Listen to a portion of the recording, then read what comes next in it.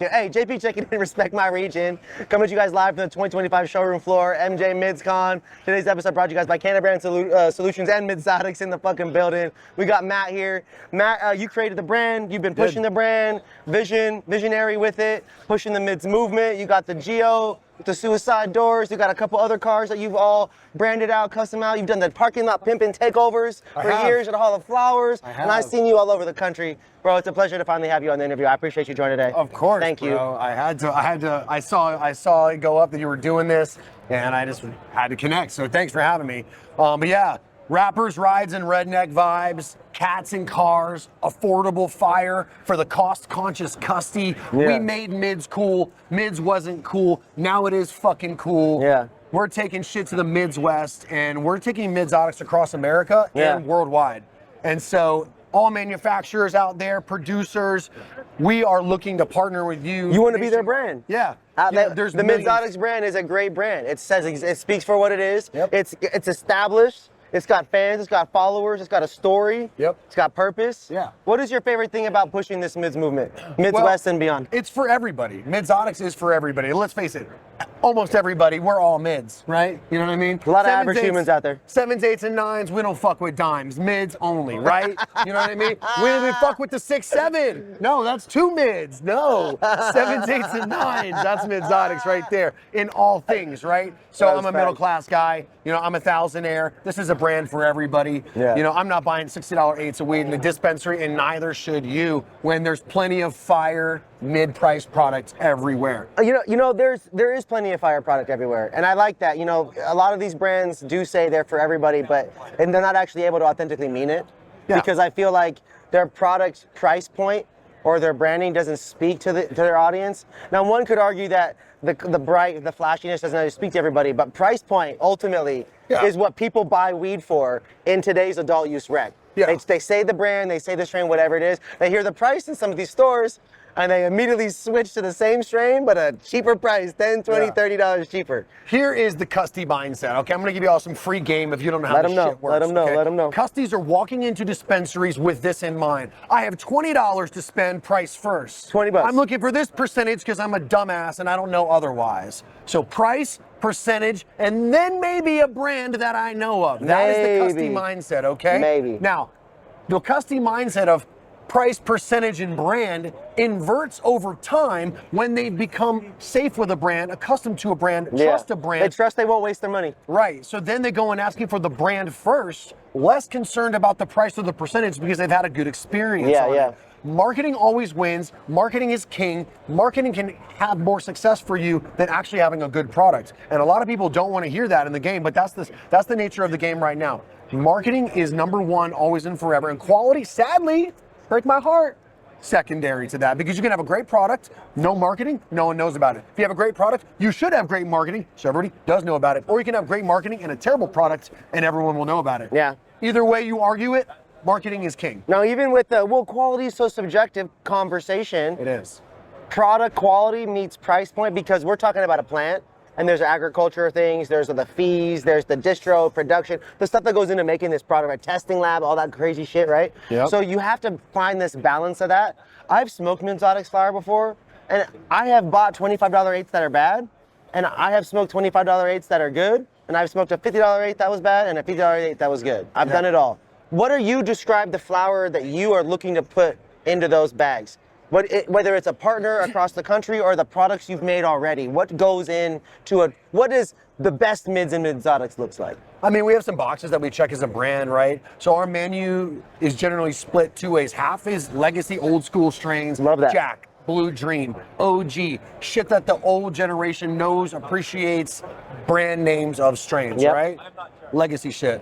The other half of our menu is candy gas, hype, new shit that's from the streets, the kids want, and you have to have both, right? Absolutely. We're a brand for everybody. Midzotics should be reaching people that are 60 years old and people that are 25 years old. Absolutely. And we can do that by being dynamic in our curating and being authentic about, these are old school strains, but look, we got some new shit right here called Barry Sanders. What is it? It's a mystery purple. Fuck around and try it. How about that? You know what I mean? Yeah, You're yeah. like, okay, fuck it, I'll give a fuck, you know? I love your energy. I haven't actually spent much time with you up until these conversation and even being around a lot of events. Yep. But this is what I have seen from you: this passion, this fieriness, this Midzotic lifestyle, this movement, as you say. And I like that, man. People always talk about passion for the plant. I think we got to have purpose. I think there should be a good purpose, and I like your guys' purpose. What is on the next few months of your agenda? Obviously, we're in December. It's the end of the year. What's coming up for you guys 2026? So we're going really hard in Michigan out there. Shout out to everybody in Midz that's been supporting Midzotics. I've got my California genetics out there. We're in lots of the great chains, the House of Danks, the Puffs, the Vibes, the Blow, Refinery, we're Elite, Mint, all the great chains, and they've been so supportive of me coming out there, boots on the ground, by myself. I go into every single dispensary myself. I meet every single bud tender, face to face, hands to hand, give them a sample, follow them on Instagram, and that's the boots on the ground marketing that people fuck with. Bring him into the Midzy family, man. Yeah. This ain't no corporate bullshit that came up with a bunch of chads at a fucking corporate table. They could never.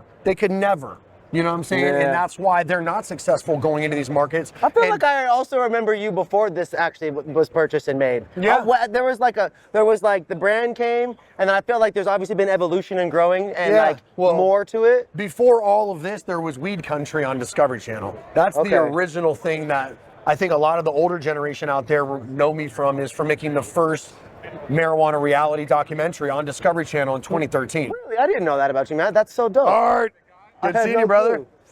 Shout out the Fluence fan making an appearance in the bed. Let's go. 500 million views and counting, Weed Country. So you don't know, you can go ask ChatGPT. Here's one to take home. What is the most watched weed TV show in world history, chat? I'll wait, hold my mids. It will tell you it's Weed Country on Discovery Channel. That's sick. Syndicated in multiple countries, 500 million views and counting. I didn't know that, man. That's so dope. You'll see me going to jail, crying like a bitch, fighting with my girlfriend, arguing with rednecks over pounds, being made the bad guy when actually I was the good guy. And the other good guy, the other gingery white dude in the fucking show, Nate. Oh, Nate. He was the dude making like the weed oil for the cancer kid. Like that heartfelt storyline that needs to be told, to change people's hearts and minds. And that's what that show did.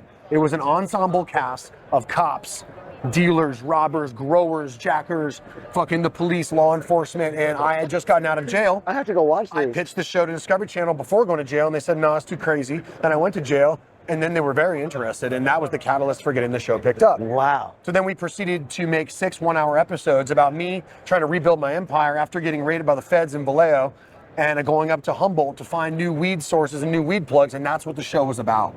And the police following me in real life, and then also in the show, was fucking many. It was a mind fuck. It was like the craziest. And a lot of you are like wondering, what show is this? Well, Weed Country on Discovery. You can find it on YouTube. It's on Discovery Plus. We gotta go watch that, man. I'm a younger man. I've got a little bit of a mullet going on. You're really gonna enjoy this. I have seen you with the mullet. This is one of the first more cleaner cut times I've seen in the last few years. My mom was like, all right, we done with the fucking mullet? Are we done? You're 40 years old. What's with the mullet? I'm like, okay, Mom. I had fun with it. Me and Riff Raff had our fun. I got to go through my Midz Life Crisis tour with Riff Raff on tour. And so to that end, I had a mullet, and I enjoyed the mullet. But now, I'm 44 now. Got to keep it clean, clean it up. It's time for business. So not everybody trusts the guy with a mullet. We're talking the Midz Movement. We're talking expansion, man. This is Matt of Midzotic. Be sure to tap in. Where's the website? What's the social? What do you want to follow you at? At Midzotics on everything. We've got some dope merch. At Midzotics merchandise. I'm on TikTok now. The kids are on there. I had to get on TikTok. Of course. My little motherfucking dance. Let them know. You got to do what you got to do. And I think the message from today's show is that whether you're pushing mids or something top tier, or whether you're pushing edibles or whatever it is, you just really got to go all into it. Be creative and work through the challenges that you see. You could do it the way that we're seeing here today, and with this passion and with this energy and this purpose that we're hearing, or you could do it the other way. But for me as a customer and for the fans, we cannot ignore the fact that price, THC, and quality is this weird intersection. And when you sell mids and you do it right, you definitely sell a lot of it. There's millions in the mids, and don't ever fucking let forget them know. it. There's millions in the mids. I'm Joey J. Ping. This is Matt. We'll catch you on the next episode. Shout out to Brand Solutions. I love you guys. Peace. Peace.